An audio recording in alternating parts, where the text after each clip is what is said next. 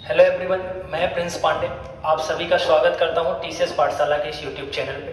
दोस्तों, जैसा कि आपको पता है एसएससी जीडी के एग्ज़ाम 1 नवंबर से स्टार्ट हो रहे हैं। उसी एग्ज़ाम को फोकस करते हुए मैंने आपके लिए 25 क्वेश्चंस की सीरीज स्टार्ट की है, जिसका आज दूसरा दिन है। यानी आज मैं आपके सामने मॉडल पेपर 2 डिस्कस करूंगा, जिसमें 25 अच्छे क्वेश्चंस की सीरीज आपको देखने को मिलेगी, जो आपके सीधे एग्जाम में आपको मिलेंगे। मैंने आपको बताया था पिछली क्लास में भी कि एसएससी जीडी के पैरेलल 28 नवंबर से यूपी टेट के भी एग्जाम होने वाले हैं। तो ये जो मॉडल पेपर डिस्कस किया जा रहा है, ये एसएससी जीडी और उसी के पैरेलल यूपी टेट को देखते हुए बनाया गया है। तो जो यूपी टेट के स्टूडेंट हैं वो भी इस सीरीज को फॉलो कर सकते हैं। उनको भी श्योर है कि यहाँ से लाभ मिलने वाला है एग्जाम हॉल में।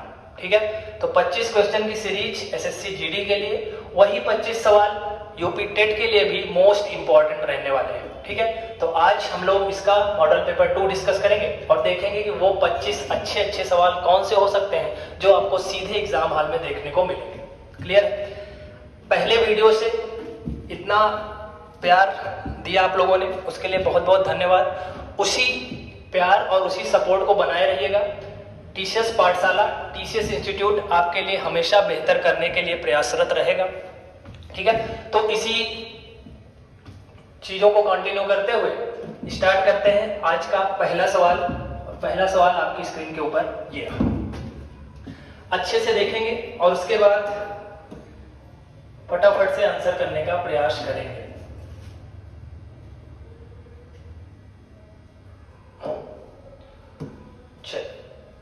आप लोग आंसर करते रहेंगे।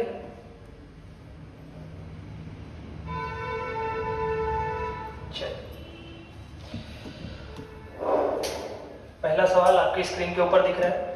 क्या बोला है? 5.6 किलोग्राम का कितना प्रतिशत 140 ग्राम है? ऑप्शन शो नहीं हो रहा है, अभी ऑप्शन शो हो रहा है।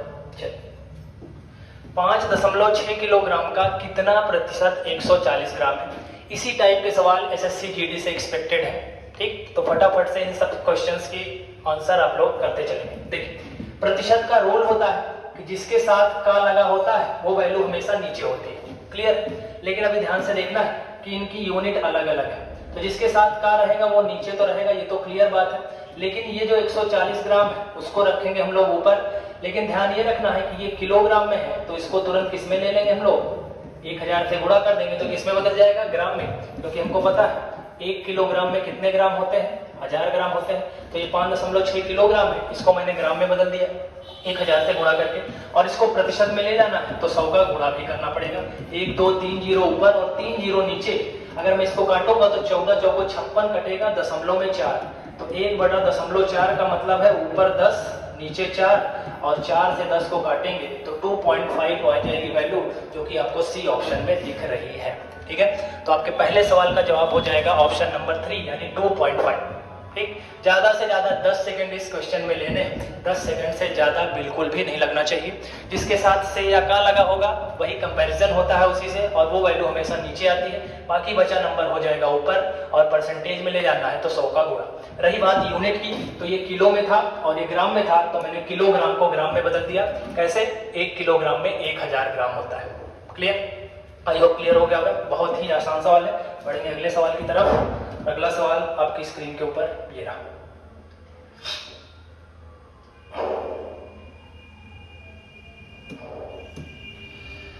चलिए, आप आंसर करते जाएंगे। सवाल आपको दिख रहा होगा।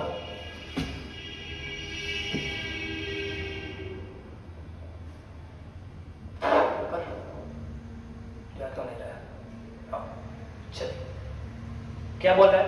ए, बी और सी मिलकर 490 रुपए में काम कर सकते हैं। ए और बी एक साथ काम का 5/7 करते हैं, तो सी का हिस्सा कितना होना चाहिए? चलिए देखिए, ए और बी एक साथ काम का 5/7 करते हैं। टाइम एंड वर्क का है क्वेश्चन ये। ए और बी जो है मिलकर कितना करते हैं? 5/7। 5/7 को मैं फ्रैक्शन से समझूंगा कि अगर 7 टोटल वर्क है तो उसमें से 5 काम किसने किया है? ए और बी ने किया है। क्लियर। अगर 7 टोटल वर्ग है, क्योंकि नीचे मैंने आपको सिखाया है कि फ्रैक्शन में जो नीचे वैल्यू होती है उसको टोटल वर्ग मानते हैं। टोटल वर्ग अगर 7 है तो ए और बी ने उसमें से कितना काम किया है? 5 काम किया है। तो 3 लोग हैं, ए बी और सी, 7 में से 5 काम अगर ए और बी ने किया है तो बचा हुआ 2 काम किसने किया होगा? सी ने। जो जितना काम करेगा उसको उतना ज्यादा पैसा मिलेगा। 7 काम का पैसा 490 रुपए में है, यानी 7 यूनिट की वैल्यू 490 है, तो 1 यूनिट की वैल्यू कितनी हो जाएगी? 70। किसका हिस्सा पूछा है? सी का हिस्सा पूछा है, तो सी ने कितने यूनिट काम किया है? 2 यूनिट काम किया है, तो उसे 2 यूनिट का पैसा कितना मिलना चाहिए? 70 का डबल 140, और 140 आपको सी ऑप्शन में दिख रहा है। क्लियर? सी ऑप्शन आपका बिल्कुल सही आंसर हो जाएगा। फ्रैक्शन को हमेशा ध्यान रखिए, जो भी नीचे वैल्यू होती है वो हमेशा टोटल वर्क होती है। 7 काम किया है तो 7 काम का पैसा 490 मिल रहा है। इसमें से ए और बी ने 5 काम किया है, तो बचा हुआ 2 काम कौन करेगा? सी करेगा, तो सी को 2 काम का पैसा मिलेगा। 1 काम का पैसा 70 रुपए है, तो 2 काम का पैसा कितना हो जाएगा? 140 रुपए। आसान सवाल है ये भी, फटाफट से कर लेंगे। बढ़ेंगे अगले सवाल की तरफ। अगला सवाल आपकी स्क्रीन के ऊपर दिख रहा है, फटाफट से आंसर करेंगे। 20 महिलाएं किसी काम को 16 दिनों में कर सकती हैं, 16 आदमी उसी काम को 15 दिनों में कर सकते हैं, तो एक पुरुष और एक महिला की क्षमता के बीच का अनुपात। टाइम एंड वर्क से 2 क्वेश्चन श्योर हैं आने, ठीक है, तो टाइम एंड वर्क को भी अच्छे से करके रखिएगा। बहुत आसान सवाल है ये भी। आपको M1 D1 का कॉन्सेप्ट पता है। 20 फीमेल है, 20 महिलाएं कितने दिन में कर रही हैं? 16 दिन में। वही काम कर रहे हैं, आपके पास 16 आदमी हैं, 16 मेल हैं, और काम कितने दिन में हो रहा है? 15 दिन में हो रहा है। तो एक मेल और एक फीमेल की रेशियो में का रेशियो बताना है, ठीक है, दोनों की इफिशियंसी का। देखिए 16 यहाँ है, 16 यहाँ है, खत्म। 5 से 4 बार, 5 से 3 बार, तो 4F = 3M। तो आपको इसका बताना है, एक पुरुष और एक महिला, यानी पुरुष मेल ऊपर रहेगा, फीमेल नीचे। तो मेल ऊपर है तो इससे जुड़ा हुआ नंबर कहाँ जाएगा? नीचे, और 4 ऊपर आ जाएगा, तो जो रेशियो आ जाएगा वो 4:3 आ जाएगा, जो कि आपको बी ऑप्शन में गिवन है। क्लियर? ज्यादा से ज्यादा 10 सेकंड लगेंगे, 10 सेकंड से ज्यादा इस सवाल के लिए उचित नहीं है, ठीक है। M1 D1 बराबर M2 D2 आपने कॉन्सेप्ट पढ़ा होगा। 20 महिलाएं 16 दिन में कर रही हैं, तो 16 फीमेल 15 दिन में कर रहे हैं, तो एक मेल और एक फीमेल की इफिशियंसी का रेशियो चाहिए। M1 D1 बराबर M2 D2 रख दिया, और मेल और फीमेल का रेशियो निकल गया 4:3। इनकी क्षमता का अनुपात 4:3 है। इसका मतलब ये कि अगर एक मेल जो है एक दिन में 4 काम करेगा, तो जो फीमेल होगी वो एक दिन में कितना काम करेगी? 3 काम। क्षमता का सीधे सीधे मतलब होता है एक दिन में किया गया काम, ठीक है। आई होप क्लियर हो गया होगा। बढ़ेंगे अगले सवाल की तरफ। अगला सवाल आपकी स्क्रीन के ऊपर ये रहा। चलिए,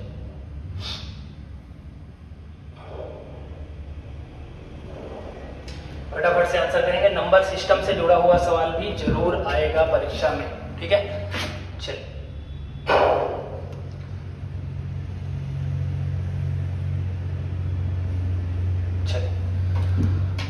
क्या बोल रहा है? 2, 5, 0, 6, 8 5 टाइप के आपको नंबर दिए गए। इससे बड़ी और इससे छोटी 5 अंकों की संख्याओं के बीच का अंतर बताना है, और नंबर का रिपीटिशन अलाउड नहीं है। अंकों की पुनरावृत्ति की अनुमति नहीं। अब देखिए हमारे पास 5 डिजिट है, 2 है, 5 है, 0 है, 6 है और 8। इससे सबसे बड़ी संख्या बनानी है 5 अंकों की, और इससे सबसे छोटी संख्या बनानी है 5 अंकों की, और दोनों का डिफरेंस लेना है। चलिए, मैक्सिमम वैल्यू जब बनाएंगे हम लोग, तो मैक्सिमम के लिए सबसे बड़ा नंबर सबसे पहले रखना पड़ेगा, तभी सबसे बड़ी संख्या बनेगी। सबसे बड़ा नंबर है 8, उसके बाद है 6, उसके बाद है 5, उसके बाद है 2, और उसके बाद क्या है? 0 है। तो जो 86,520 बना है, ये 5 अंकों की सबसे बड़ी संख्या है, जो कि इस अंक का प्रयोग करके बनाई जा सकती है। जब मिनिमम नंबर लेंगे तो ध्यान रखिएगा, आपके दिमाग में आ सकता है कि 0 पहले कर दिया जाए। 0 आप पहले नहीं कर सकते हैं, वो जैसे ही 0 आप पहले कर देंगे तो फिर वो संख्या 5 अंकों की नहीं रह जाएगी, ठीक। तो पहले सबसे छोटी संख्या 0 को छोड़ने पे बचेगी 2, दूसरे स्थान पर 0 को रख सकते हैं, फिर रखेंगे 5, फिर रखेंगे 6, और लास्ट में रख देंगे 8। दोनों का अंतर पूछ रहा है। यहाँ 10 में से 8 घटेगा 2, और 2 आपको दिख रहा है 3 ऑप्शन में, आगे भी बढ़ेंगे। 11 में से 6 गया 5, 5 दिख रहा है आपको 2 ऑप्शन में, आगे भी बढ़ेंगे। तो देखिए 10 में से 8 गया 2, 11 में से 6 गया 5, यहाँ बच जाएगा आपका 4, और 14 में से 5 गया कितना हो जाएगा भाई? 9, और 9 मुझे दिख रहा है 2 ऑप्शन में भी अभी आगे बढ़ना पड़ेगा। यहाँ 5 हो जाएगा, घटा लीजिए, 8 में से 2 गया कितना हो जाएगा? 6। तो 65,952, और 65,952 किसमें दिख रहा है भाई? सी ऑप्शन में दिख रहा है, ठीक है। तो सी ऑप्शन आपका बिल्कुल सही उत्तर हो जाएगा। इस टाइप के सवाल भी देखने को जरूर मिलेंगे। नंबर आपको दे दिए जाएंगे डिजिट्स, उनसे नंबर आपको बनाने होंगे, एक मैक्सिमम और एक मिनिमम, और दोनों का योगफल पूछ सकता है या फिर दोनों का अंतर पूछ सकता है। यहाँ पर अंतर पूछा था तो आपको सी ऑप्शन में जवाब मिल जाएगा 65,992। क्लियर, आगे बढ़ सकते हैं। चलिए फटाफट से बढ़ेंगे अगले सवाल की तरफ। और डीआई आपके सामने दिख रहा है, डीआई से 3 सवाल भी फिक्स है एसएससी जीडी के एग्जाम में, ठीक है। तो डीआई को भी अच्छे से करना है। पेट में भी हमने डीआई अच्छे से किया था और यहाँ भी आपको डीआई अच्छे से करना है। देखिए क्या कह रहा है, जो डीआई है वो किस टाइप के हैं, different type of vehicles exported by a company in 2017 and 2018, ठीक है। इंग्लिश में लिखा हुआ है, इसको हिंदी में समझ लीजिए। विभिन्न प्रकार के जो साधन है वो एक्सपोर्ट किए गए हैं, यानी निर्यात किए गए हैं, बाहर किए गए हैं कंपनी के द्वारा 2017 और 2018 में। 2017 वाले को ब्लू से डिनोट किया गया है और 2018 वाले को इस कलर से डिनोट किया गया है, जो कि हल्का क्या है, येलो टाइप का है, ठीक है। तो पहला सवाल क्या कह रहा है, बी सी डी प्रकार के 2017 में निर्यात किए गए वाहनों की कुल संख्या का ए डी ई प्रकार के 2018 में निर्यात किए गए वाहनों से अनुपात कितना है। 2017 को पकड़ो और बी सी डी पकड़ो। 2017 में बी कितना है भाई 30, सी कितना है 38 और डी कितना है 32। क्लियर, ये सी वाला हो गया। इसी प्रकार डी वाले को पकड़ना है, सॉरी ए डी ई को पकड़ना है 2018 में। 2018 वाला ये है, ए डी और ई, ए वाला है 35 और इसके बाद पकड़ना है मुझे डी। डी कहां पर दिख रहा है आपको 43 और ई दिख रहा है 37। 43 और 37 इन्हीं दोनों का अनुपात पूछा है, फटाफट से जोड़ लेंगे। 38 और 32 हो जाएगा 70 और 70 और 30 हो जाएगा आपका 100। क्लियर है, ऊपर आ गया 100, नीचे जोड़ लीजिए 35 और 43 जोड़ेंगे 40 30 70 5 75 3 78, 78 में 37 जोड़ दीजिए, ऐसे जोड़ लीजिए 7 3 10 5 15 के 5 हासिल 1 3 1 4 4 8 8 3 11। इसका रेशियो बना दीजिए 5 से 20 बार और 5 से 21 बार और 20 रेशियो 21। 20 रेशियो 21 ऑप्शन में नहीं दिख रहा है, एक बार फिर से देख लीजिए। बी सी डी 2017, बी कितना है भाई 2017 में 30 38 और डी है हमारा 32। इसको जोड़ेंगे तो 38 और 32 आ जाएगा आपका 70 और 70 30 हो जाएगा 100, ऊपर आ गया 100, नीचे जोड़ेंगे 7 3 10 5 15 के 5 हासिल 1 3 1 4 4 8 और 8 3 11। एक बार फिर से इसको देख लिया जाए, ए है आपका 35 और डी है हमारा 43 और ई है हमारा 47। सॉरी यहाँ पे 37 लिख दिया गया है, ठीक है, थोड़ा सा इसको करेक्ट करना पड़ेगा। ये था आपका लास्ट में ए डी और ई वाला है भाई 47, ठीक है 47 है। अब जोड़ लीजिए, ऊपर तो 100 ही रहेगा, नीचे जोड़िए 7 3 10 5 15 के 5 हासिल 1 4 1 5 4 9 9 3 12 हो जाएगा। तो 25 चौका 100 25 पंचे 125, तो जो रेशियो आएगा वो 4:5 आएगा, जो कि आपको डी ऑप्शन में दिख रहा है। थोड़ा सा कटा हुआ है लेकिन यही है 4:4:5, तो ये डी ऑप्शन आपका बिल्कुल सही जवाब हो जाएगा। आपको कुछ नहीं करना था, बी सी डी 2017 में जोड़ना था, ए डी ई 2018 में जोड़ना था, दोनों का अनुपात निकाल देना था। ऊपर 100 है, नीचे 125 है, तो 25 चौका 100 25 पंचे 125, तो जो रेशियो निकल के आएगा अनुपात वो 4:5 बन जाएगा। क्लियर, आई होप हो गया होगा। चलिए बढ़ेंगे अगले सवाल की तरफ। अगला सवाल आपकी स्क्रीन के ऊपर ये रहा। चलिए क्या बोला है, 2018 में वाहनों का औसत निर्यात 2017 में वाहन ए के निर्यात से कितना प्रतिशत अधिक है। 2018 वाले का लेना है एवरेज।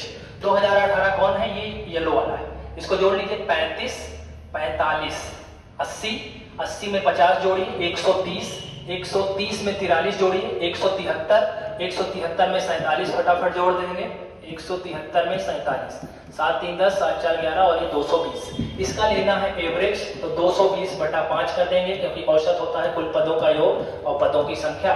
तो औसत आ गया हमारा 44। और आगे क्या कह रहा है, वाहन ए के निर्यात से, वाहन ए का निर्यात 2017 में कितना है भाई, तो वाहन ए का 2017 में निर्यात है 25। तो ये कह रहा है 25 जो है ये 44 से कितना ज्यादा है, 44 जो है 25 से कितना ज्यादा है, तो नंबर में कितना ज्यादा है 19। और नीचे कौन आएगा, जिसके साथ से लगा है, तो आप देखिए वाहन ए के निर्यात से, और वाहन ए का निर्यात कितना है 25 है, तो ये तुलना आ जाएगी 25 नीचे और गुणा 100 कर देंगे, 25 चौका 100 और 19 चौका होता है 76%, और 76 आपको ए ऑप्शन में दिख रहा है। Clear, 76 will be your right answer for this question. 2018 में वाहनों का औसत निर्यात, तो 2018 का हमने एवरेज निकाला तो आ गया ये 44।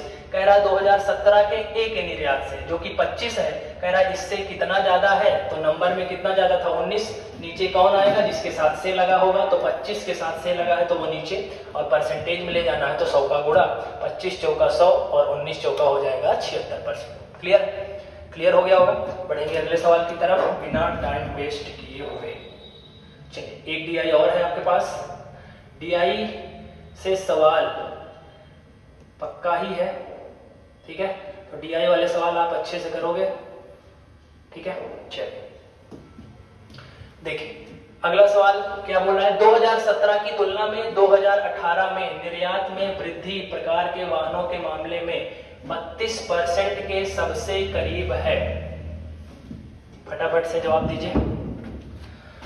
2017 की तुलना में 2018 में निर्यात में वृद्धि प्रकार के वाहनों के मामले में 32% के कौन करीब है। सबका आपको परसेंट निकालना पड़ेगा और कौन 32% के आसपास है उसी को जवाब देना है। 4 ऑप्शन ही चेक करने हैं, ए डी बी सी, यानी ए बी सी डी। ई को तो चेक ही नहीं करना है क्योंकि ई ऑप्शन में नहीं दिया गया है। क्लियर है, तो ये सवाल मैं आपके लिए होमवर्क दे रहा हूं, इसका जवाब आप कमेंट बॉक्स में करेंगे, ठीक है। डीआई के 3 सवाल थे, 2 सवाल को मैंने यहाँ पे सॉल्व किया है, 1 सवाल मैं आपके लिए छोड़ रहा हूँ जिसका जवाब आप देंगे। बढ़ेंगे हम अगले सवाल की तरफ। आपको भी कुछ ना कुछ काम मिलना चाहिए, तभी आपको पता चलेगा कि आपको समझ में आ रहा है या नहीं। चलिए अगला सवाल रेशियो का है, प्रपोर्शन का, इसमें मध्यानुपात वाला सवाल पूछा गया है। क्या बोला है, ए और बी ऐसी 2 संख्याएं हैं जिनका मध्यानुपात 6 है और तृतीय अनुपात यानी तीसरा अनुपात यानी थर्ड प्रोपोर्शन 48, तो ए और बी का मान बताना है। चलिए अब इसको देखिए, चाहे तो हम बाई ऑप्शन कर सकते हैं या फिर इसको लगा के भी मैं दिखा दूंगा आपको, जिससे आपको मध्यानुपात और तृतीय अनुपात के बारे में जानकारी हो जाए। जैसे ए और बी 2 संख्याएं हैं जिनका मध्यानुपात कितना है 6। अगर मध्यानुपात आपको प्रपोर्शन में लिखना है, अनुपात में, तो आप हमेशा लिखेंगे इस टाइप से, मध्यानुपात है 6, तो यहाँ भी वही वैल्यू और यहाँ पर वैल्यू लिखी जाएगी।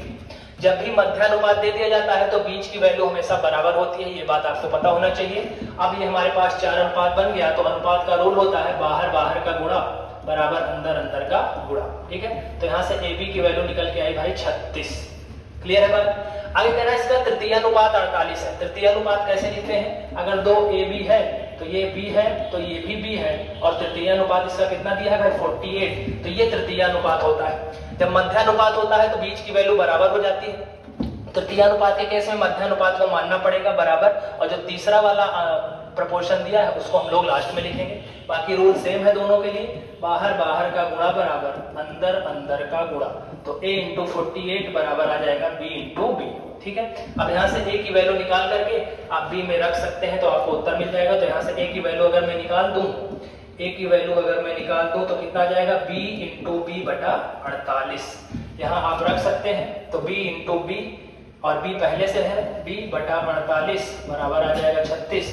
तीनों का क्यूब रूट लेना पड़ेगा क्योंकि 3 बार भी दिख रहा है, और 36 गुणा 48, और 36 का मतलब क्या होता है भाई, 36 का मतलब हो जाएगा आपका, 3 से काट दीजिए, 3 तिया 9, 9 दूना 18, 18 दूना 36, 48 को क्या लिख सकते हैं, 2 दूना 4, 4 दूना 8, 8 दूना 16, 16 तिया 48। क्यूब रूट लेंगे तो यहाँ से 3 ये परफेक्ट बन जाएगा, 3 ये बन जाएगा और 3 ये बन जाएगा, तो 3 3 दूना 6 और 6 दूना 12, तो b की वैल्यू कितनी निकल के आई 12। 12 आपको 2 ऑप्शन में दिख रहा है तो हमें a की वैल्यू भी निकालनी पड़ेगी, और a b बराबर कितना है भाई 36। थोड़ा सा लगाने में ये कैलकुलेटिव सवाल दिख रहा है लेकिन ऑप्शन से जल्दी हो जाता, तो a की वैल्यू कितनी आ जाएगी 12 तिया 36। तो 3 और 12 ऑप्शन में किस में दिया गया है भाई, डी में दिया गया है, तो a और b की वैल्यू कितनी हो जाएगी, 3 और 12 हो जाएगी। क्लियर है, ये आपको लगाने का तरीका है, ये थोड़ा सा लेंदी प्रोसेस है, ठीक है। तो फटाफट से इसका स्क्रीनशॉट लेंगे तो हम इसको बाई ऑप्शन भी करके आपको दिखाते हैं कि ऑप्शन से बिना ये सब किए ही कैसे उत्तर पर पहुंचा जा सकता है। फटाफट से स्क्रीनशॉट ले लीजिए, फिर बढ़ेंगे इसके ऑप्शन पे, ठीक है।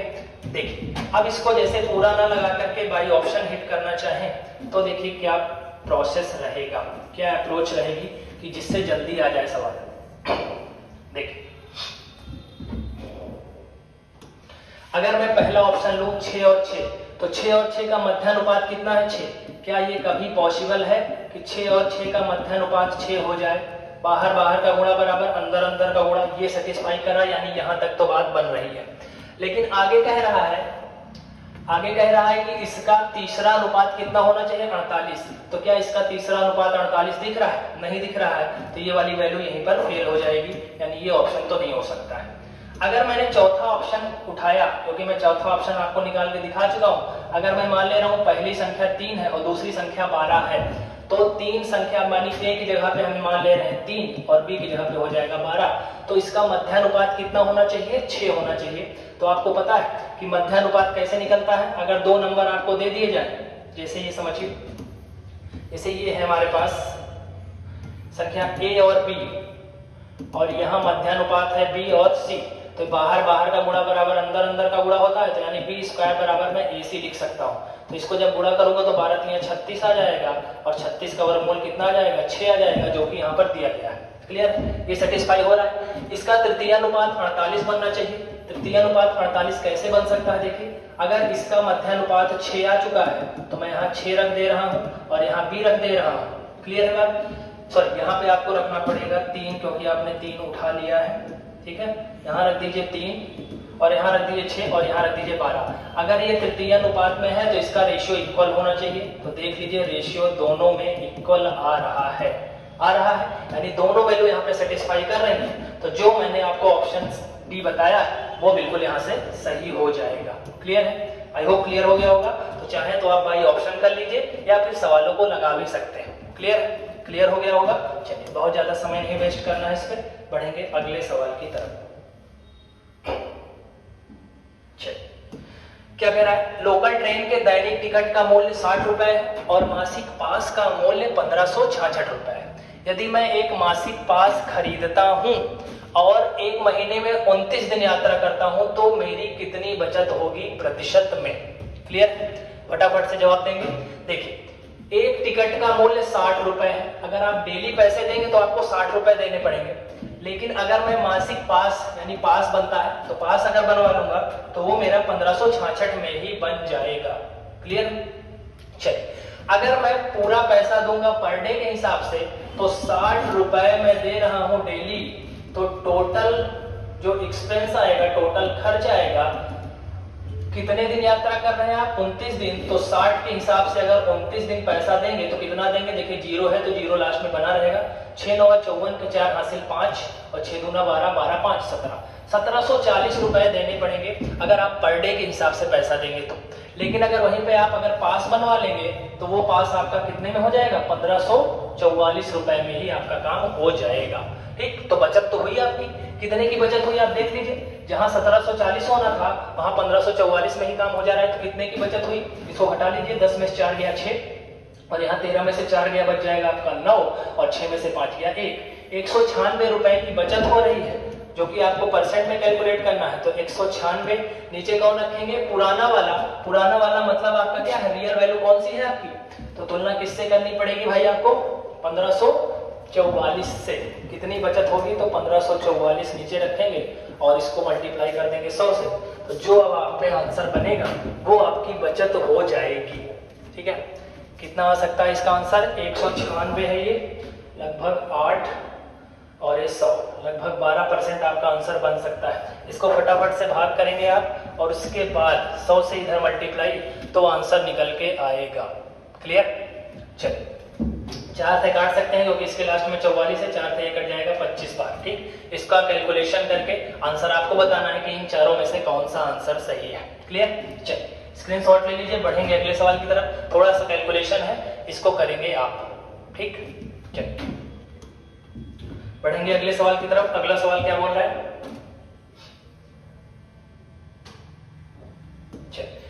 शौर्य ने एक वस्तु पर क्रय मूल्य से 40% अधिक अंकित किया। यदि वह इसे 15% की छूट पर बेचता है तो उसका लाभ प्रतिशत बताइए। ठीक, अंकित मूल्य, क्रय मूल्य, लाभ और छूट में एक डायरेक्ट संबंध होता है, वो आपको पता होना चाहिए। वो मैं यहाँ पे लिख दे रहा हूँ। इंपॉर्टेंट सवाल है, रिपीट होता है। ठीक है, तो ये फार्मूला आपको पता होना चाहिए। MP/CP बराबर होता है 100 + P/100 - T। क्योंकि अंकित मूल्य क्रय मूल्य लाभ और छूट में डायरेक्ट संबंध को डिनोट करता है।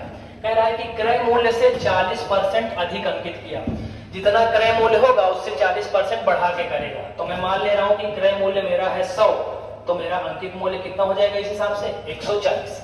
अब क्या कर रहा हूं, 15% की छूट दिया है तो 100 में से 15 घटेगा तो आएगा नीचे 85, और लाभ प्रतिशत निकालना है तो आपको P की वैल्यू फाइंड करनी है। क्लियर? अब इसी को हल कर देना है। कैलकुलेटिव पार्ट फिर से है, यहाँ पे 0 0 काट दीजिए, 5 2 10, 5 से कितनी बार कटेगा 17 बार, 2 से 2 सते 14, 17 सत्ते हो जाएगा 119, और 119 की वैल्यू है 100 प्लस P, और 100 उधर घटा देंगे तो P की वैल्यू कितनी आ जाएगी 19%, जो कि आपको सी ऑप्शन में गिवन है। ठीक है, तो आपको कितने परसेंट का लाभ हो जाएगा भाई, 19% का लाभ हो जाएगा। डायरेक्ट सवाल परीक्षा में बनेगा, अंकित मूल्य क्रय मूल्य लाभ और छूट में संबंध होता है, ये डायरेक्ट इंपॉर्टेंट फार्मूला है, स्टार बना के इसको याद कर लेंगे परीक्षा में जाने से पहले। क्लियर? फंसेगा सवाल यहाँ से श्योर है, इस पर बहुत सारे सवाल बनते हैं। ठीक है, तो आई होप इसको आप नोट कर लोगे। ठीक है, स्क्रीनशॉट लेंगे, बढ़ेंगे अगले सवाल की तरफ। चलिए, प्रॉफिट लॉस का फिर से ये सवाल है, आसान सवाल है, कर लेंगे आप इसको फटाफट से। प्रॉफिट लॉस से भी 2 सवाल आपको जरूर देखने को मिलेंगे, 2 सवाल टाइम एंड वर्क से, 2 सवाल प्रॉफिट एंड लॉस से देखने को मिलेंगे, 2 ही सवाल नंबर सिस्टम से देखने को मिल सकते हैं। क्लियर? तो इन सब चैप्टर इंपॉर्टेंट है, इन पे ज्यादा ध्यान देंगे। एक वस्तु का क्रय मूल्य 480 रुपए है, 12.5% के लाभ पर बेचा जाता है तो विक्रय मूल्य, तो बहुत हलवा सवाल है। 12.5% की फ्रैक्शन वैल्यू कितनी होती है भाई, 1/8, नीचे वाली वैल्यू बनेगी CP। अगर 8 में खरीद रहे हैं तो 1 रुपए के प्रॉफिट में बेचेंगे तो कितने में बेचेंगे भाई, 9 में बेचेंगे। क्लियर? किसकी वैल्यू दी गई है, रियल वैल्यू 480 CP दिया है, हमारे अकॉर्डिंग CP है 8, तो 8 की वैल्यू है 480, तो 1 की वैल्यू यहाँ से कितनी निकल के आएगी भाई 60, 8 6 48 और ये 0, 1 बराबर 60 है। तो विक्रय मूल्य पूछ रहा है, विक्रय मूल्य कितने यूनिट है, 9 यूनिट, तो 9 यूनिट की वैल्यू कितनी हो जाएगी, 9 गुणा 60 और 9 6 54 और ये 0, 540 रुपए आपका बिल्कुल सही जवाब है, जो कि डी ऑप्शन में गिवन है। क्लियर? इस तरह के सवाल भी परीक्षा में जरूर देखने को मिलेंगे, छोटा है लेकिन परीक्षा में आएगा तो इसको जल्द से जल्द कर लेना है। क्लियर? आ गया होगा समझ में? चलिए बढ़ेंगे अगले सवाल की तरफ। अगला सवाल है सिंप्लीफिकेशन का, ये भी आसान सवाल है। ठीक है, ऑफलाइन बैचेस में आपको इस तरह के कई सारे सवाल कराए हैं। ठीक, इस तरह के सवाल जिसमें बहुत सारे अंडर रूट लगे होते हैं, तो इसके लिए मैंने बताया आपको पीछे से स्टार्ट करते हैं सवाल को सॉल्व करना। जैसे पीछे 10,000 दिया है तो 10,000 का वर्गमूल कितना हो जाएगा, 10,000 को मैं 100 गुणा 100 लिख सकता हूँ, पेयर बनेगा तो ये 100 बाहर आएगा यहाँ से। ठीक, 100 में 144 जुड़ेगा तो इसका वर्गमूल हो जाएगा 12, और 12 में फिर 4 जुड़ेगा 16, तो 16 का वर्गमूल हो जाएगा 4, और 4 आपका बिल्कुल सही जवाब है, जो कि सी ऑप्शन में दिया गया है। ठीक है, इसके लिए ज्यादा से ज्यादा 5 सेकंड आपको लगाने चाहिए, 5 सेकंड से ज्यादा नहीं।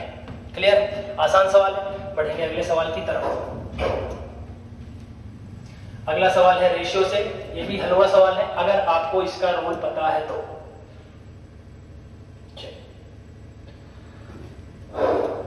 क्या कह रहा है, 4A is equal to 6B, 4A is equal to 6B is equal to 5C, what is the ratio of ABC।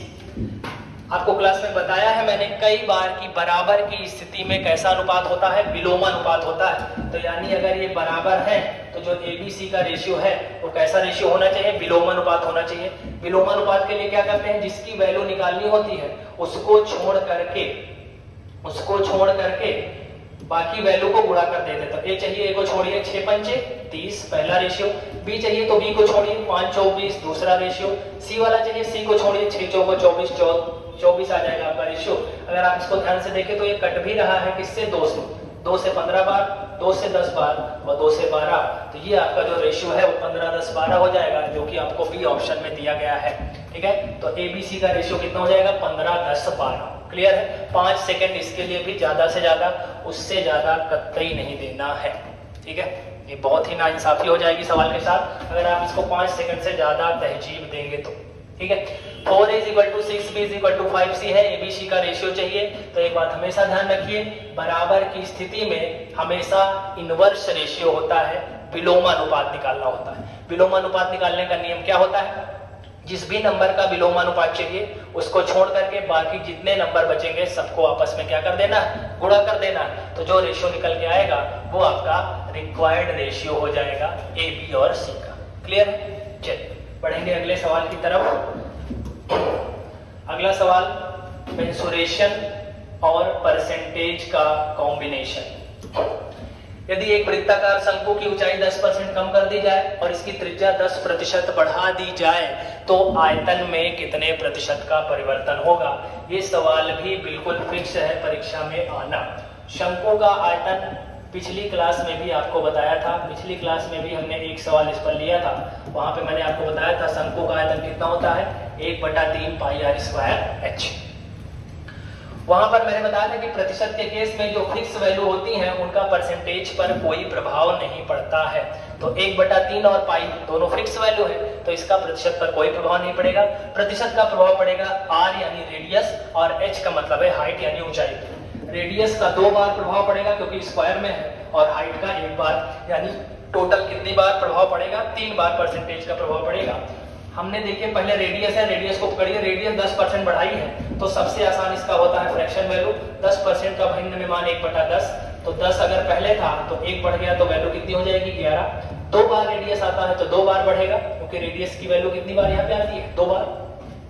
Height के लिए हमने इसको 10% घटाया है तो 10% 1/10 ही होगा, लेकिन ये 10 से 1 कम हो जाएगा तो वैल्यू कितनी हो जाएगी? 9 हो जाएगी। क्लियर? रेडियस को तो 2 बार बढ़ाया है तो 10 से 11, लेकिन हाइट आपने 10% डिक्रीज की है तो वैल्यू 10 से 1 घट जाएगी तो कितनी हो जाएगी? 9 हो जाएगी। उसके बाद सबको गुणा कर देंगे, 10 का मल्टीप्लाई करने पे कितना आता है? 1000, और 11 होता है 121, और 121 को 9 से करेंगे तो फटाफट कर देंगे 121 गुणा 9, 9 × 9 18, 9 × 9 1 हो जाएगा आपका 10।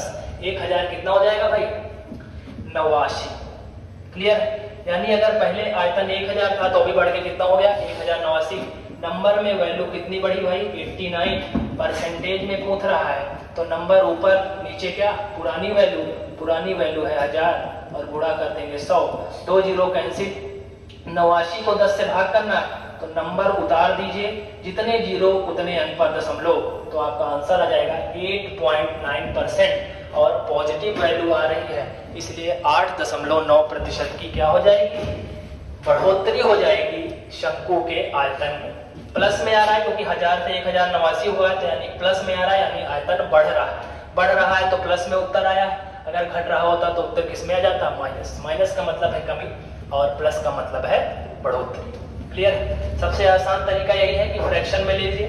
बाकी बहुत सारे भी तरीके होते हैं, सक्सेसिव फॉर्म भी होता है, ठीक, लेकिन यहाँ पर क्योंकि एग्जाम हॉल में हमें जो अप्रोच लेनी है वो सबसे सरल और सबसे जल्दी आने वाली होनी चाहिए, तो उस हिसाब से परसेंटेज से फ्रैक्शन में बदलने वाला जो अप्रोच होता है वो सबसे आसान होता है। क्लियर? चलिए समझ गए होंगे। बढ़ेंगे अगले सवाल की तरफ। अगला सवाल नंबर से आया है, नंबर सिस्टम का है, आसान है। चलिए फटाफट से आंसर देंगे। 2 अंकों की संख्या के अंकों का योग 10 है, अंकों को पलटने पर बनाई गई संख्या वास्तविक संख्या से 18 कम है, तो वास्तविक संख्या बतानी है। इस तरह के सवालों को जो लगाएगा उसको लगेंगे कम से कम 2 मिनट, और जो ऑप्शन से करेगा उसको लगेंगे ज्यादा से ज्यादा 5 सेकंड। ठीक है? तो समय बचाना है तो इसको लगाएंगे नहीं, एक्स वेक्स नहीं मानना है, ऑप्शन से सवाल को हिट कर देना है। 2 अंकों की संख्या के अंकों को जोड़ने कितना आना चाहिए? 10। तो पहले मैं ऑप्शन में जोड़ूंगा, यहाँ भी 6 4 10, यहाँ भी 8 2 10, यहाँ भी 6 4 10, 8 2 10, 10 तो सब में आ रहा है, तो पहले स्टेटमेंट से काम तो नहीं बनेगा। आगे क्या कह रहा है? अंकों को अगर पलट दें तो जो संख्या बन रही है वो वास्तविक संख्या से 18 कम है। फटाफट से देखिए क्या ऐसा पॉसिबल है। अगर ये 64 है तो इसके अंकों को अगर मैं पलट दूंगा तो कितना बन जाएगा? 46 बन जाएगा। क्या इसका अंतर 18 है? क्या 14 में से 6 गया 8 और 5 में से 4 गया 1।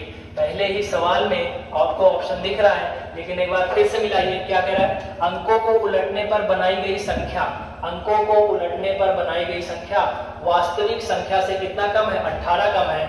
ये वाला फॉलो कर रहा है, तो पहला सवाल, पहला ऑप्शन ही इसका बिल्कुल सही जवाब हो जाएगा। अगर आप इसको देखें तो ये संख्या 46 है, इसको अगर मैं पलटूं तो 64 बन जाएगा। वास्तविक संख्या से ये कम नहीं है, ये वास्तविक संख्या से ज्यादा है, है ना, यहाँ पे लेकिन वास्तविक संख्या से कम होना चाहिए, तो यही वाला ऑप्शन हिट कर रहा है। गलती से आप इसको मत पकड़ लीजिएगा क्योंकि इसका अंतर भी आएगा ही 18 ही, लेकिन ये वास्तविक संख्या से ज्यादा नहीं है, ये तो वास्तविक संख्या से क्या है, वास्तविक संख्या से कम होना चाहिए, जबकि ये तो वास्तविक संख्या से ज्यादा है, तो ये वाला ऑप्शन कट जाएगा, तो ये वाला ऑप्शन आपका बिल्कुल सही जवाब हो जाएगा। ठीक है, ज्यादा से ज्यादा 5 सेकंड लगेंगे, बढ़ेंगे अगले सवाल की तरफ।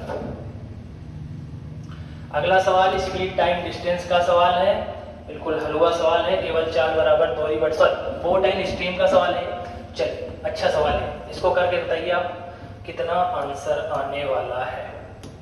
क्या बोला है, एक नाव धारा के प्रतिकूल 4 किलोमीटर की दूरी 2 घंटे में और उतनी ही दूरी धारा के अनुकूल 20 मिनट में तय करती है, तो शांत जल में 10.5 किलोमीटर जाने में कितना समय लगेगा। ठीक है, इस तरह के सवाल भी आपको एसएससी जीडी के एग्जाम में देखने को मिलेंगे। आपको देखिए बताया गया, धारा के प्रतिकूल अगर जाओगे तो जो चाल होती है वो हमेशा घट जाती है, धारा के प्रतिकूल चाल घट जाती है। अगर ये बोट की चाल मैंने बी मान ली और रिवर की चाल मैंने आर मान ली, तो धारा के प्रतिकूल जो चाल होगी वो हमारे अकॉर्डिंग कितनी हो जाएगी भाई, बी माइनस आर। और चाल बराबर होता क्या है, दूरी बटा समय, क्योंकि यहाँ पे चाल आपको डायरेक्ट नहीं दिया गया है, तो चाल बराबर दूरी बटा समय। दूरी है 4 किलोमीटर की और समय लग रहा है कितना भाई, 2 घंटे, तो चाल कितनी आ जाएगी, 2 किलोमीटर प्रति घंटे। क्लियर है, ये तो क्लियर हो गया होगा। आगे कह रहा है उतनी ही दूरी धारा के अनुकूल यानी धारा की दिशा में 20 मिनट में तय करती है, तो चाल देखो, धारा की दिशा में जाओगे तो चाल जुड़ जाएगी। उतनी ही दूरी मतलब चलना 4 किलोमीटर ही है, लेकिन समय कितना लग रहा है, 20 मिनट। पिछले वाले में घंटे में लग रहा था, यहाँ मिनट में लग रहा है, तो 20 मिनट का मतलब कितना घंटा होता है भाई, तो 60 से कर देंगे डिवाइड, तो 1/3 घंटे आ जाएगा। 1/3 का मतलब बटे का बटा ऊपर जाएगा, तो 4 कितना हो जाएगा भाई, 12 हो जाएगा। क्लियर है, चलिए, तो b माइनस आर की वैल्यू तो हमारे पास है 2 और b प्लस आर की वैल्यू कितनी हो गई, 12। दोनों को सॉल्व करके minus minus R plus R cut जाएगा, तो जो बोट की स्पीड दिख रही है वो यहाँ से कितनी दिख रही है, 7 किलोमीटर प्रति घंटे। यानी शांत जल में नाव की चाल कितनी है, 7 किलोमीटर प्रति घंटे। अब यही पूछ रहा है कि शांत जल में 10.5 किलोमीटर जाने में कितना समय लगेगा, तो मुझे पता है कि चाल बराबर होता है दूरी बटा समय। समय पूछ रहा है और चाल मेरी आ चुकी है शांत जल में 7, दूरी कितनी जानी है 10.5, पूछ रहा है समय कितना लगेगा। ठीक है, तो समय कितना लगेगा, काट दीजिए इसको, 7 एकम 7 और 7 बचे 35, 1.5 घंटे यानी 1.5 घंटे। 1.5 का मतलब क्या होता है, 1.5 घंटे, जो कि डी ऑप्शन में दिया गया है। ठीक है, तो 1.5 घंटे इसका बिल्कुल सही जवाब हो जाएगा। ठीक है, इस सवाल में आप थोड़ा सा टाइम ले सकते हैं क्योंकि आपको लगाना पड़ेगा तभी उत्तर निकल कर आएगा। क्लियर, अच्छा सवाल है, इसमें आप कम से कम 40 सेकंड का समय ले सकते हैं। धारा के प्रतिकूल जाने पे चाल घटेगी और धारा के अनुकूल जाने पे चाल जुड़ जाएगी, ये बात आपको ध्यान रखनी है। क्लियर, और शांत जल में नाव की चाल कितनी होती है, जो b की वैल्यू होती है वही शांत जल में नाव की चाल, बाकी चाल बराबर दूरी बटा समय होता ही। क्लियर, समझ गए होंगे, स्क्रीनशॉट ले लीजिए, बढ़ेंगे अगले सवाल की तरफ। अगला सवाल आपकी स्क्रीन के ऊपर ये रहा, ये सवाल बढ़िया है। ठीक है, इसको जो कर लेगा उसका कल्याण हो जाएगा। देखिए, 20% माल 50% के लाभ पे, 40% माल 20% की हानि पर, 20% माल 5% की हानि पर और शेष बिना लाभ या बिना हानि पर बेचा जाता है, तो कुल लाभ प्रतिशत कितना है। इस सवाल के लिए भी आपको 40 सेकंड दिए जा सकते हैं।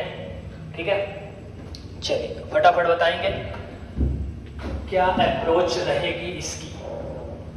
अब देखिए, आप कुछ खरीद रहे हैं और उसे बेच भी रहे हैं, कभी प्रॉफिट पर बेच रहे हैं और कभी लॉस पे बेच रहे हैं, तो मैं एक वैल्यू एज्यूम कर ले रहा हूं कि मैं कितना खरीद रहा हूं पहले। तो अगर यहाँ पे मैं मान लूं कि मैं 10 केजी खरीद रहा हूं, कोई सामान है 10 किलो खरीद रहा हूं और किस रेट से खरीद रहा हूं, 100 रुपए के रेट से।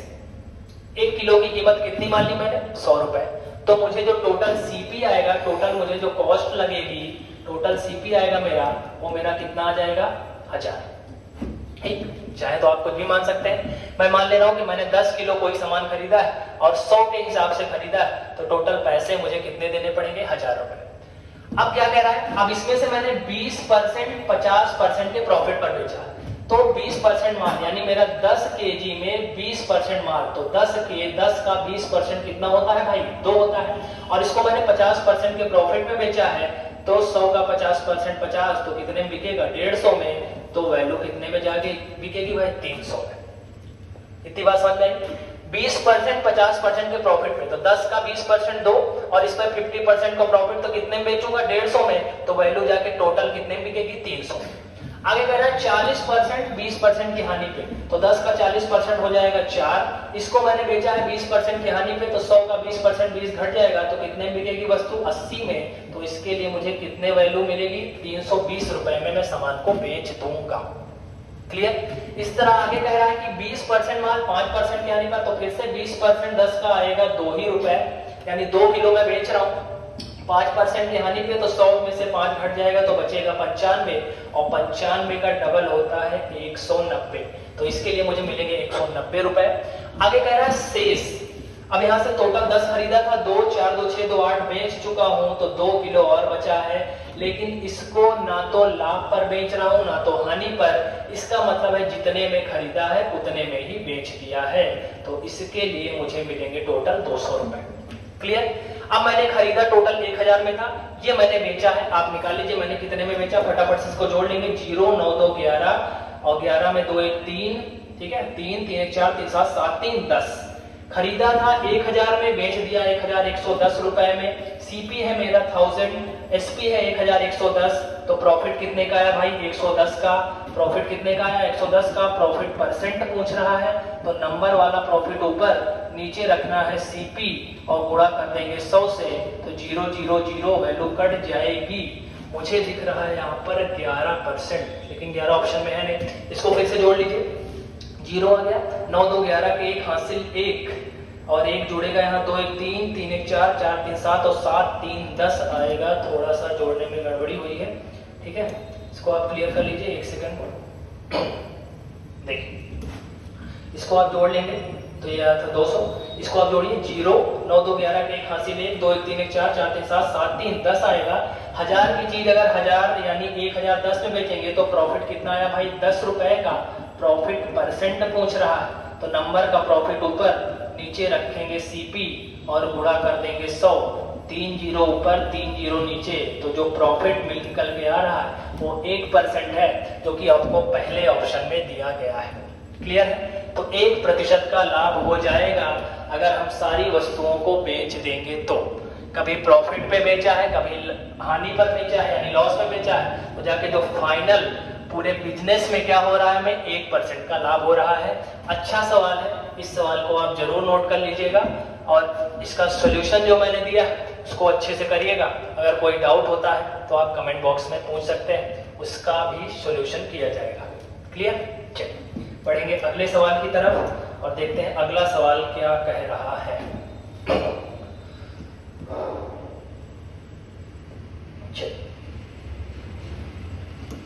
अगला सवाल क्या कह रहा है? एक रेलगाड़ी एक स्थिर वस्तु को 25 सेकंड में पार करती है। यदि ट्रेन की गति 25 मीटर प्रति सेकंड है तो ट्रेन की लंबाई क्या है? आसान सवाल है, इसमें तो कुछ है ही नहीं।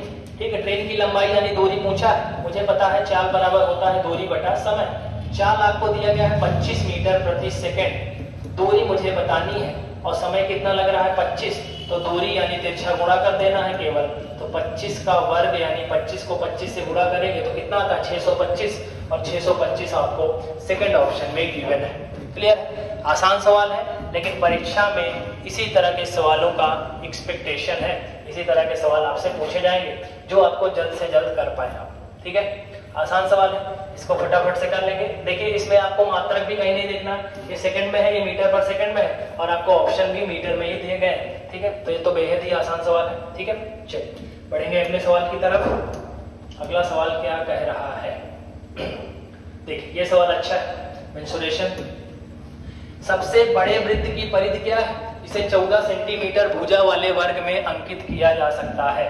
मेंसुरेशन से भी 3 सवाल कम से कम फिक्स है।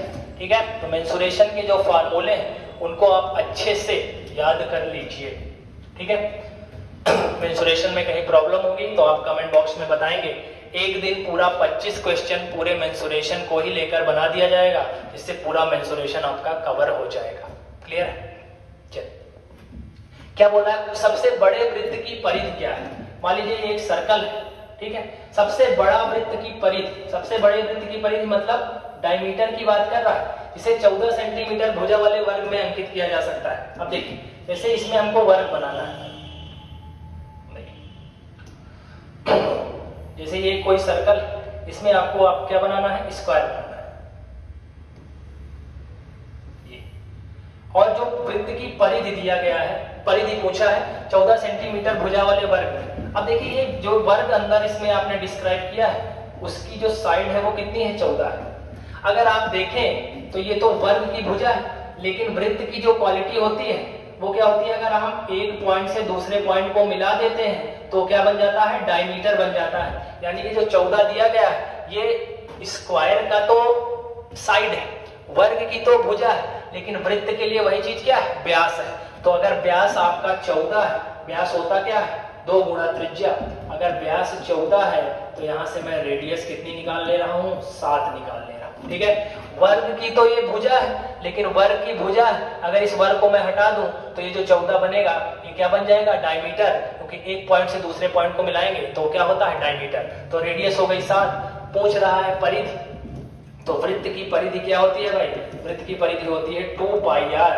तो 2 गुणा पाई की वैल्यू रख दीजिए 22/7 और रेडियस है 7 से 7 वैल्यू कट जाएगी।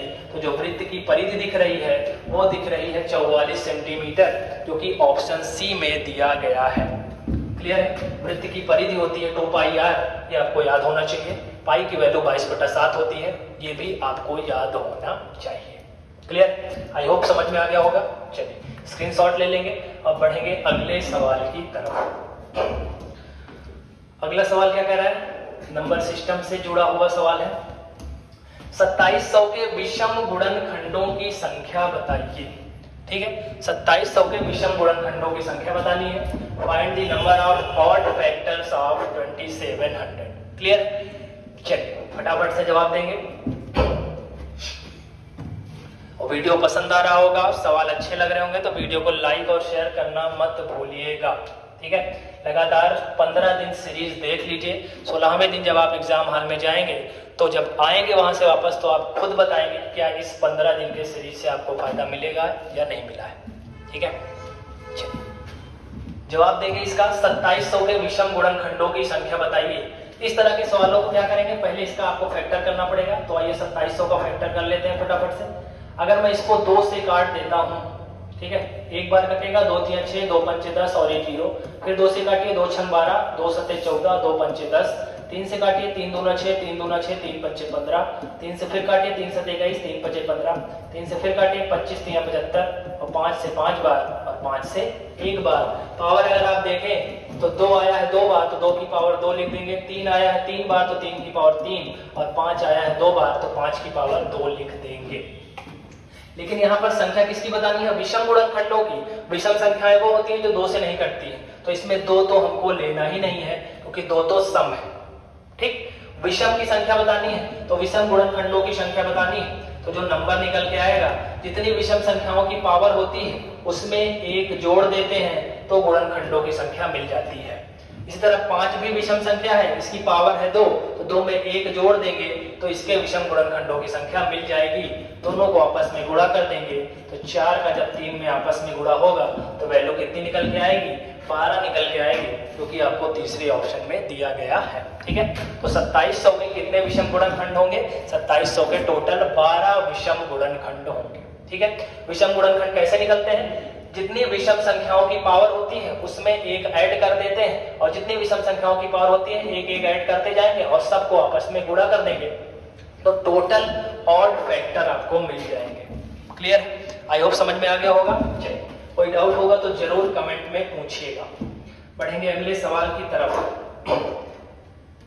अगला सवाल आपकी स्क्रीन के ऊपर ये रहा। ठीक है, थोड़ा सा बड़ा कर देते हैं इसको। डिविजिबिलिटी पे सवाल है। क्या बोल रहा है, 9 की पावर 97, 9 की पावर 98 प्लस 9 की पावर 99 किस संख्या से विभाजित है। अब 9 की पावर 97 तो बहुत बड़ी वैल्यू है। ठीक है, तो क्या करेंगे इसके लिए, 9 की पावर 97, 9 की पावर 98 और 9 की पावर 99 निम्नलिखित में से यानी ये जो ऑप्शन दिए गए हैं उनमें किससे विभाजित है? क्या 13 से है, क्या 7 से है, क्या दोनों से है, या फिर किसी से नहीं है? हमेशा ध्यान रखें, जब भी बड़ी बड़ी पावर्स आ जाएगी तो आपको देखना है कि क्या इसमें कुछ कॉमन पार्ट मिल रहा है। तो अगर आप देखें तो सबका बेस सेम है, तो आप जो सबसे छोटा वाला नंबर है उसको आप कॉमन ले सकते हैं। तो यहाँ से मैं 9 की पावर 97 अगर कॉमन ले लूं तो यहाँ कितना बचेगा? क्योंकि ये वाला पार्ट पूरा निकल रहा है तो यहाँ तो कुछ नहीं बचेगा, मतलब 1 बचेगा। यहाँ देखिए 9 की पावर 97 बाहर आ गई तो 9 की पावर 1 बचेगी। कैसे? क्योंकि गुणा में घाते क्या होती है? आपस में जुड़ जाती है। अगर बेस सेम है, अगर बेस सेम है तो पावर क्या हो जाती है? ऐड हो जाती है। तो ये 9 की पावर 97 कितना बनेगा? 98 बनेगा। वही मैंने 97 बाहर ले लिया है तो कितना बचेगा? यहाँ पे 1। यहाँ पे 99 था तो 97 बाहर कर लिया तो कितना बचेगा भाई? 2 बचेगा। क्लियर? ये 9 की पावर 97, इसको जोड़ेंगे आप, ये बनेगा 1, ये बनेगा 9 और ये बनेगा 81। 81 9 होता है भाई 90 और 90 में 1 जोड़ेंगे तो बनता है 91। 91 किससे किससे कटता है? तो पता चला 91 एक प्राइम नंबर है जो कि 13 से भी कटता है और 7 से भी कटता है। 13 सते 91 और 7 से काटेंगे तो 13 बार, यानी जो नंबर होगा पूरा वो 13 और 7 दोनों से डिविजिबल है। क्लियर है? ये जो नंबर है पूरा, ये पावर से हमको मतलब नहीं है, क्योंकि अगर ये इसका मल्टीपल है तो जो संख्या इससे कटेगी वो अपने आप इससे कट जाएगी। तो 91 13 से भी कटेगा और 7 से भी कटेगा, यानी दोनों संख्या से कटेगा। तो 13 and 7 both will be your right answer. Clear है? C option will be your right answer here. फटाफट से नोट कर लीजिए। बढ़ेंगे अगले सवाल की तरफ। चलिए अगला सवाल देखते हैं। अगला सवाल क्या कह रहा है? सिंप्लीफिकेशन का सवाल है। फटाफट से आंसर चाहिए। 5 सेकंड से ज्यादा इस सवाल को देना नहीं है, ठीक है? 5 सेकंड से ज्यादा नहीं लगने चाहिए। परीक्षा में 15 मिनट के अंदर आपका मैथ का सेक्शन कंप्लीट होना चाहिए। इतनी आप अपनी स्पीड को बरकरार रखिए। 23 का स्क्वायर कितना होता है भाई? 529। इधर है root X is equal to 625। Root X की वैल्यू निकालिए। 625 में से अगर मैं 529 माइनस करूं तो कितना आएगा? 15 में से 9 गया 6, 11 में से 2 गया 9, ठीक? और अंडर रूट एक्स की वैल्यू कितनी आ रही है? 96। तो मुझे एक्स की वैल्यू निकालनी है। तो आपको पता है एक तरफ से अंडर रूट हटेगा तो दूसरी तरफ हो जाएगा स्क्वायर। क्लियर है? चलिए अब 96 का स्क्वायर, 96 का स्क्वायर निकालना है। जल्दी कैसे निकालेंगे? स्क्वायर निकालना मैंने सिखाया है। ये नंबर 100 के आसपास है। 100 से कितना कम है? 4। तो 4 का स्क्वायर कर दूंगा 16। 100 से जितना कम होता है वही वैल्यू घटा देते हैं। 100 से 4 कम है तो 96 में से 4 घटा देंगे तो वैल्यू हो जाएगी 9216, जो कि आपको डी ऑप्शन में दिया गया है। जिसे जल्दी से जल्दी स्क्वायर निकालना आता है वही यहाँ तक जल्दी पहुंच पाएगा, अदरवाइज आपको गुणा करना पड़ेगा तो आपको थोड़ा सा टाइम लगेगा। क्लियर है? 96 का स्क्वायर करना है। 100 से कितना कम है? 4। 4 का वर्ग होता है 16 और 100 से जितना कम होता है वही नंबर यहाँ से घटाते हैं। 100 से 4 कम था तो 96 में से 4 घटा दिया तो बचा 92। तो x की वैल्यू कितनी हो गई? 9216।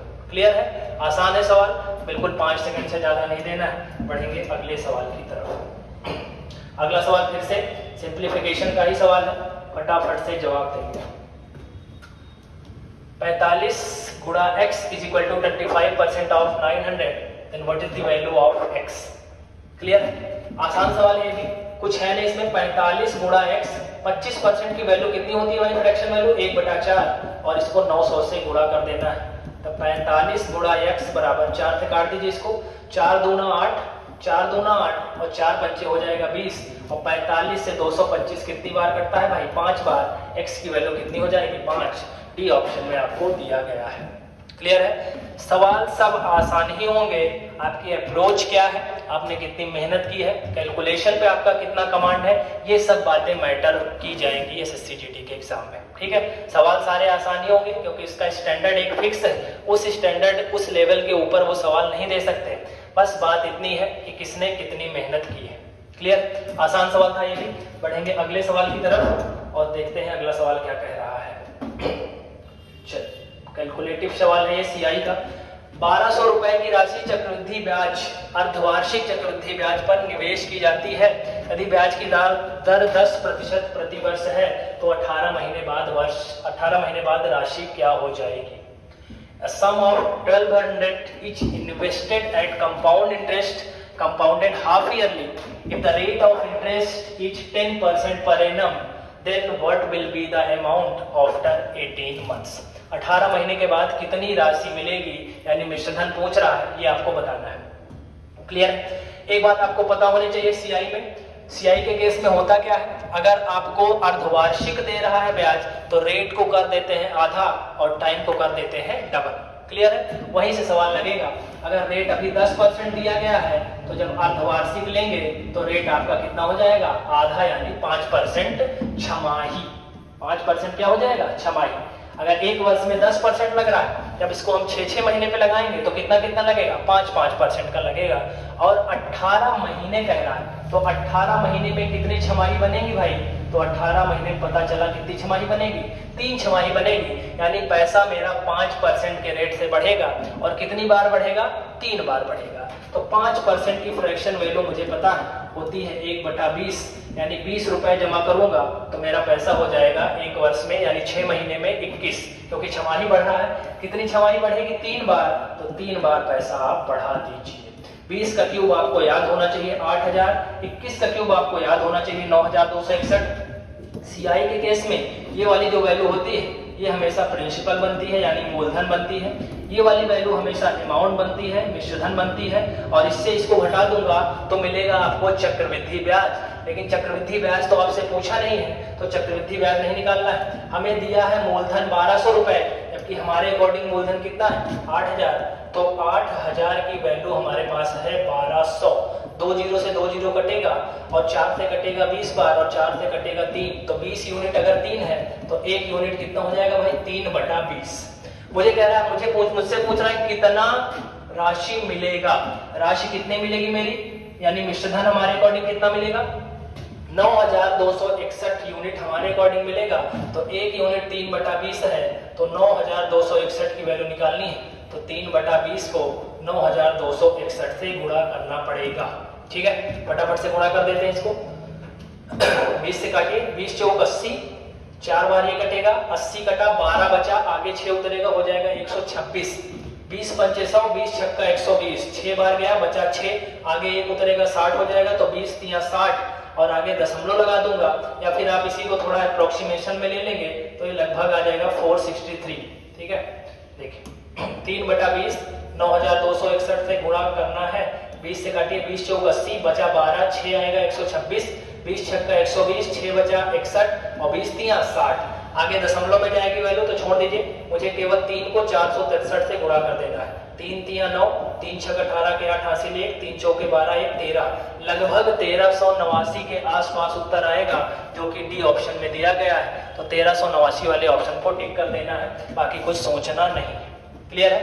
पूरा वैल्यू निकालने की आवश्यकता नहीं है, क्योंकि अप्रोक्सीमेशन होता है, अप्रोक्सीमेट वैल्यू ले ली जाती है जो उसके आसपास होती है। क्योंकि ऑप्शन में देखेंगे तो वैल्यू काफी दूर दूर है ना, पास में होती है तो पूरी वैल्यू निकालनी पड़ती है, दूर दूर है तो आप अप्रोक्सीमेशन ले सकते हैं। जो दशमलव में वैल्यू आ रही है उसको इग्नोर कर सकते हैं, हटा सकते हैं। तो मैंने 463 ही लिया और इसको मल्टीप्लाई किया, 1389 आया। 1389 वाला उत्तर आपको अंतिम विकल्प में दिया गया है डी ऑप्शन में, तो आपका डी ऑप्शन उत्तर हो जाएगा। क्लियर? ध्यान रखिएगा, जब ब्याज की दर अर्धवार्षिक हो जाएगी तो रेट आधा कर देना है और टाइम को डबल कर देना है। बाकी जितने दिन का निकालना होगा फ्रैक्शन से वैल्यू बढ़ा देनी है और फटाफट से आंसर निकल जाएगा। क्लियर है? चलिए बढ़ेंगे अगले सवाल की तरफ, और मुझे लगता है ये सवाल आज की क्लास का अंतिम सवाल है। ये हो भी चुका है शायद, ये सवाल हो चुका है, देख लेते हैं एक बार फिर से इसको। देखिए, 25068 से बनी सबसे बड़ी और सबसे छोटी संख्याओं के बीच का अंतर, ये सवाल हो चुका है। यहाँ से अगर मैक्सिमम नंबर बनाना है आपको सबसे बड़ी संख्या, तो सबसे बड़ा नंबर पहले रखना पड़ेगा, फिर छोटा रखना पड़ेगा, फिर उससे छोटा, फिर उससे छोटा, फिर सबसे छोटा।